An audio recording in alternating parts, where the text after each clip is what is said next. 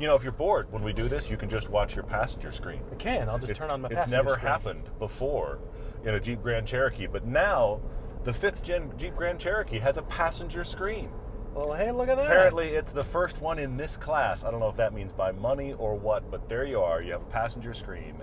All is right with the world. Well, that's good. Oh, your phone's paired with this car. Okay. This is the first time. Hey, do cameras work while you're driving? They do. Hey, look at that. See, you can entertain yourself. It works while you're driving? Well, I guess because of the off-road thing, so you can help, your passenger can help you navigate when your nose is pointed at the sky, and you can say, turn there, don't turn there, you got a rock coming, there's a cliff, don't go that way. There's a cliff is the real one you want to hear about. Will rear view work? The Jeep Grand Cherokee. I can see where I've been. Is Look at Jeep's most successful car. It also is kind of a pioneer in the 5-seat SUV space, which now is littered. What's interesting is all of the firsts in this 5th gen. The screen is one of them, but the big one, and the one that we're in, is 4xe. I'm not sure that I like that nomenclature, but it started in the Wrangler, and now it's here. Great cars, great roads, and all the reasons we love to drive. TV, web, and podcast. This is Everyday Driver.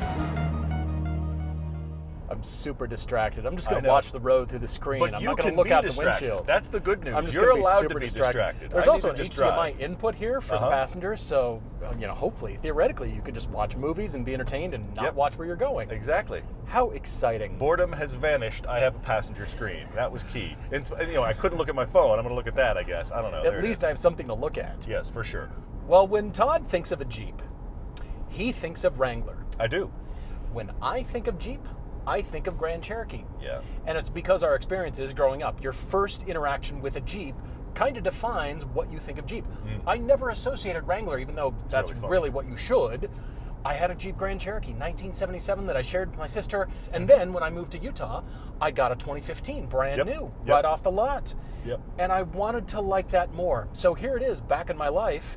And it's all new, brand new chassis, brand new everything. And you're right, the 4xe, usually you and I like hybrids better than the standard version. Yes. We have to talk about the mechanics of this. Yes. I'm fascinated by this because I think it is incredibly cool and interesting that you can drive to your camp on the gas engine or partial hybrid. Yeah. And then do your trail, mostly the entire trail, electric only, and then drive home. And you've got the range and the capability to do that. Yes. That, to me, is now more Jeep and future Jeep tech than anything in the past. Because, yes, they're trail rated, but then they started dropping Hellcat motors in giant Jeeps that really didn't need to happen, even though it's super cool. It's very fun, but it's absurd. I loved it. Yeah. But do you really need a Hellcat? No, you don't. You don't.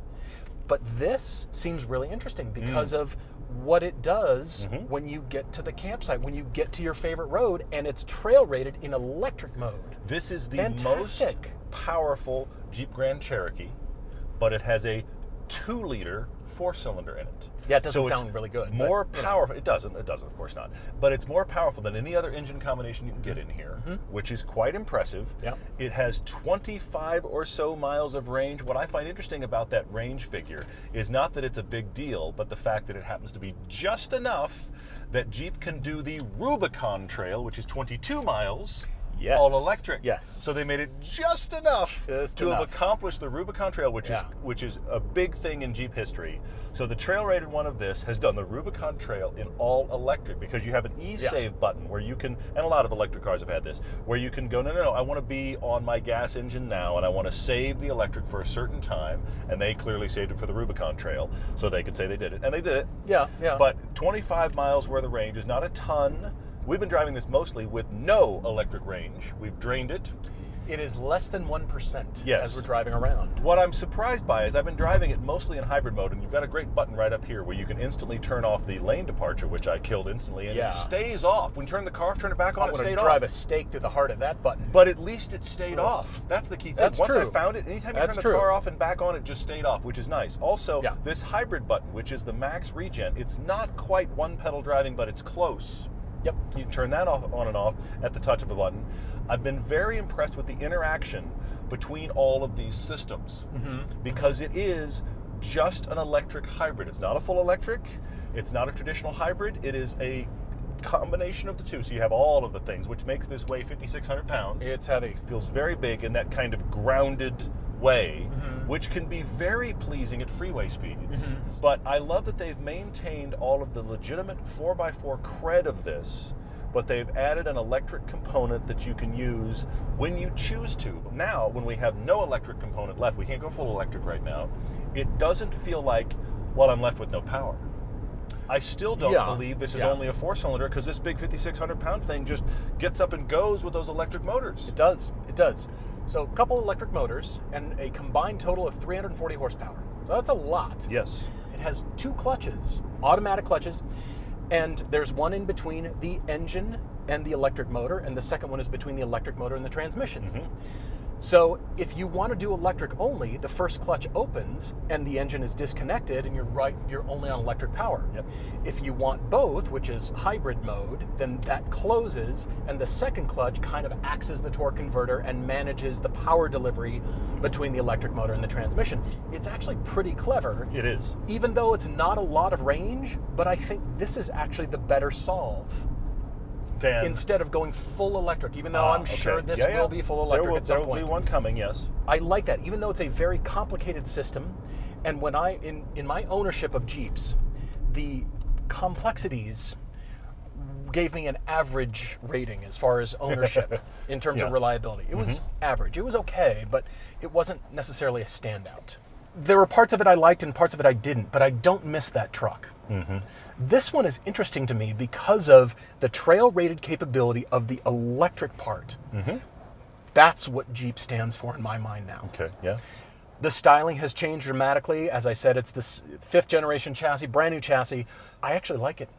The grille leans forward now, and you'll see in car design trends, everybody discovers the either lean forward windshield or lean forward grille as a different flavor, and nobody's ever done it before. It's just come back into vogue. People have done it, yeah.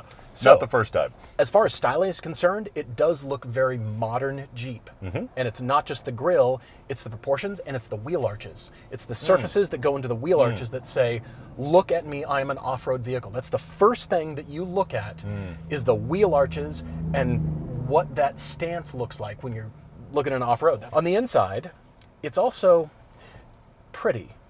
It's interesting, and it does flow, and I do like the screen over here, but the biggest knock against this car piano black is the piano black. I can't believe designers are still doing this. Yeah, now you're going to take it out and get it in your trail with all your trail dust, and good luck ever. This is will just never normal be clean dust. again. It'll never be clean When again. the cops dust for fingerprints, they will get you. Oh yeah, There is no getting away with the piano black. It's everywhere. And this is not an issue. unique problem to Jeep. The problem with Jeep is you know you're going to get this dirty. At least you could argue in some cars, I'm never going to take it anywhere it'll get dusty, which is wrong, by the way, because there's always dust in a car. Not true. But in a Jeep, the whole point is take this somewhere messy. Oh, by the way, we gave you piano black. But you want to have a certain amount of luxury and a feel-good interior, good materials to touch, and interesting shapes to look at. And I like that it does look interesting. You have to kind of explore the interior with your eye a bit to find everything. There's a lot of discovery going on, and what does this do? And what do those buttons do up here? And I've got a second screen that's $1,095 you got to pay extra for. But still, it's an interesting, engaging interior, and I like it. When Jeep first released this idea as something for the Wrangler, I thought, really? It seems like a cobbled together Band-Aid. Yeah, but somehow this mid-step for Jeep with the Grand Cherokee feels right. I agree. Now, what I do think is funny is this is the same basic idea of what Porsche's been doing with the Cayenne hybrid for a decade. Years. You're right. So, you're right. In that regard, it feels like Jeep is just now catching up, but it's executed very well. You have to drive. I am interested in driving.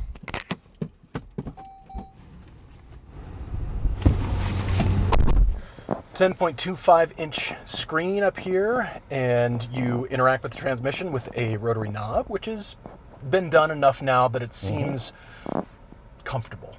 It seems acceptable, and it's not foreign. It's starting to feel like industry standard, isn't it? Yeah, everybody's kind of doing does. that. But yeah, look at this piano black. It looks terrible in the sunlight. Awful. It looks awful, yeah. But what's nice is it's actually clear plastic over the top of the black background, so you can do the lit up LEDs behind it, and that does look cool. You've got your air suspension over here, which you can go almost 11 inches of ground clearance, which is fantastic. The air suspension makes this ride fantastic. Best invention ever. Great. Yes. And also all your modes, so rock and sand and mud, snow. You've got sport mode, which is actually pretty good. It stiffens it just enough. You feel the weight, but it's not uncomfortable. Not that you're going to be doing sporty driving, but you select that all right here. I'm going to go into sport. Look at you. This new version, this is the first time we've driven the 5th Gen Grand Cherokee. Yeah. There's a ton of space in the second row. We haven't driven the normal Grand Cherokee. We haven't, you're right. There's a ton of space in the second row. Now, this is only a 5-seater, which got me thinking about other cars this competes with that are luxury brand, 5-seater only, off-road capable SUVs. Okay. And I thought of two that are extremely different. Okay. The Cadillac Lyriq and the Cayenne e-Hybrid. Now, the Lyriq is all electric. You can get it about as powerful as this. I think it feels every bit as luxurious as this, maybe more so. But it is not off-road capable. It's not an off-roader. It's not. That's not what you use it for. The Trail to Starbucks is what it's rated for. That's exactly what it's rated for. That's excellent. If you're careful, unless they dump some gravel in the Starbucks parking lot, you might want to just be careful stepping. Ease your way in. But it's cheaper than this. It is. Because this is $75,000 and the Lyriq is all electric and cheaper. Yeah. But comparatively, the Cayenne starts $10,000 more than this for the base e-hybrid, and you know with a Porsche it's going to be every bit of $20,000 more expensive of options. Yeah. And the e-hybrid Cayenne has only 11 miles of full electric and weighs 1,000 pounds more than this. That's insane. So it's significantly more expensive, significantly heavier with less electric range. But that is an idea that Porsche's been doing for about a decade. Jeep is just now doing this. So this feels like the middle ground between those two ideas. $75,000 is a lot for this. Electric. If you're thinking 5-seat luxury brand, you could go full electric commuter, go Lyriq for less.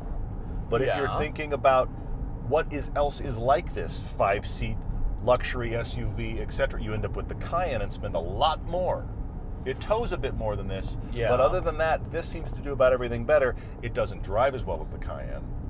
No. But it doesn't cost nearly as much. I mean, the driving experience of this is unremarkable. I was never impressed with That's a great my way to Jeep. look at it. Yes. There's nothing standoutish about it. It steers and drives fine. Perfectly acceptable. The best part about it is the ride and the space and the fact that it is trail rated and you can have confidence in taking the rough stuff in this truck. If you want to go way off-road, it's fine. But for the 4xe, over on the left side, so there's 3 buttons labeled hybrid, electric, and then there's this e-save. I understand what the marketers wanted to do, but it does seem like the marketers were in charge, because why not just put gas? You just want to use the gas, just e-save, just put hybrid, electric, gas. We all get it. You're right. You're absolutely right. That's great. But they can't, because it can't just run on gas only. Remember the motor alternator? Well, the motor generator that replaced the alternator, that runs off the engine, and when the clutch is open, there's no way for this car to run on gas only. That's why you still feel a bit of electric assist, even on less than 1% charge. And that helps you with your acceleration. When the clutch is closed, and so it's optimizing it essentially. It's not using it quite as much, but under heavy acceleration, you still feel it. But that's good because it moves this thing. It's heavy, it's and amazing how well it moves. For the little tiny 2-liter turbo, it shouldn't move this well. Right. And that's because of the electric assist. It's not a button that suddenly disconnects the entire powertrain and you're only on the gas engine. Yeah, it's not possible. You can't do that. At first, I didn't really like that. I wanted to just be separate. But then I realized the entire point of this is because you're not going to charge it all that often. You want something that is a real vehicle and doesn't give you range anxiety. There's still range anxiety, and I think people drive differently in full electric vehicles. So when it's less than 1% and you use the charging cord, I tried this out at home. Okay. I plugged it in, and up on the screen it said just over 14 hours at a level 1, 120 volt. Well, it's 110 essentially. Your normal household wall plug. Household wall plug. Not the heavy duty. Just over 14 hours to full charge for 25 miles of range. Yes, because No. if you do the standard wall plug, it's not nearly enough power. You've got to at minimum get the heavy duty plug. But that's the only time you're going to be charging it, because level Yeah. 2, it's at 240. It only takes 2 hours and 23 minutes, which is fine. But you don't have to treat this like an electric car. You don't have to bring is that the kind key of thing. thinking. You don't it's have just to. sort of, if you've got it handy and, all right, if we're planning a trip, leave it plugged in overnight before we go on the trip, and then just deal with it for the whole trip. You don't need to keep plugging it in. And then, yeah, if you use max regen, our actual battery capacity has gone back up. Yep. It's nice. If you can get it fully charged regularly, you theoretically have a short enough commute. Could commute in this all electric. Theoretically, if you then really there's have a the commute ocean that of short, reality. then that's a big cold ocean out It's there. a big. But what's great lots is of waves. I like that we drove this mostly without battery power, because you would think, okay, this is when it's going to fall on its face. It's when it's fully loaded press vehicle with full power and everything, it's going to be great. And as soon as things start falling away, it's going to really fall apart. This has all of the benefits of those hybrid electric motors when it doesn't have battery power to run on all electric, and it does assist that little engine really, really well to make this thing move. Everything seems to work just fine, even without battery power, which, to your point, when you run it down, doing your commute, doing your errands, And it will or run doing down. a road trip, Yes. you're going to be fine. It's not going to be like, oh, see, now the battery's gone and this Right. thing's terrible. Right. It doesn't do that, which is great. Still have that motor generator to help out the battery pack. Yep. And it still gives you that shove, which is great for towing, or if you've got a full load, you still get the benefits of that. And yeah, just like we're doing, leave your max regen button on. Yep. And it's almost, you're right, almost one pedal driving, not quite. Yeah. Car's just a touch too heavy for that. Yep, it isn't quite. But It will help almost you there. more than your typical gas pedal, and in most of your kind of ease off the gas, maybe brush the brake situations, you won't ever get to the brake. It's going to do it enough for you. You're not going to come to a full stop or do the full one pedal driving, which a lot of electric folks like. Right. This is a lot of money. It is. It's an expensive 75 car. grand. If Yes. you're talking 75,000, you have a lot of options. Yes. And it might not include an electric vehicle. You gave some great ones, which I like. There's a good range, and this falls right in the middle.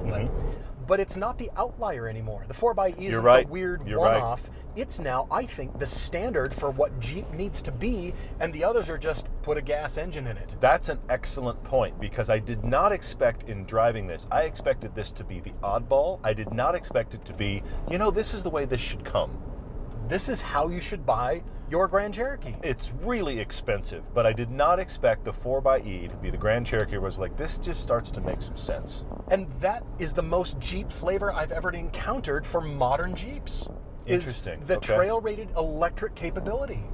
And skid plates on the underside to plates to defend all protect those it all, batteries. yeah. And the other thing that's interesting is, think about this. The Cayenne e-hybrid can ford about a foot worth of water. This can do 2 feet. 2 feet. Which is very interesting. So You put that suspension all the way up? They have definitely Yeah. set up an electric hybrid to do all of the things you expect a Jeep to do. Yes. And somehow that's made it feel like, well, yeah, this is why didn't we do this before? Yeah. That's actually one of my biggest critiques of this. I know that sounds weird, is that I wish this had come 5-10 years ago when Porsche started doing it with the Cayenne. It feels like, well, now we're here finally. But I'm glad to be driving it and to feel like this is an excellent execution, and it feels like the Grand Cherokee you should get because of the versatility you've created by making it this electric hybrid. And I was expecting it to be we threw all the tech at it to check a box, and it really is kind of worse. And it's not. They threw all the tech at it, but they made something unique. I keep saying it, but it's really impressive. The big problem is you have to pay for that. It's really expensive for what you get. 75 grand. Yeah, that's a lot. That's a lot. Hey, look, a gas station. Which we could use if we wanted, but only if we wanted to. But we don't need to. We don't.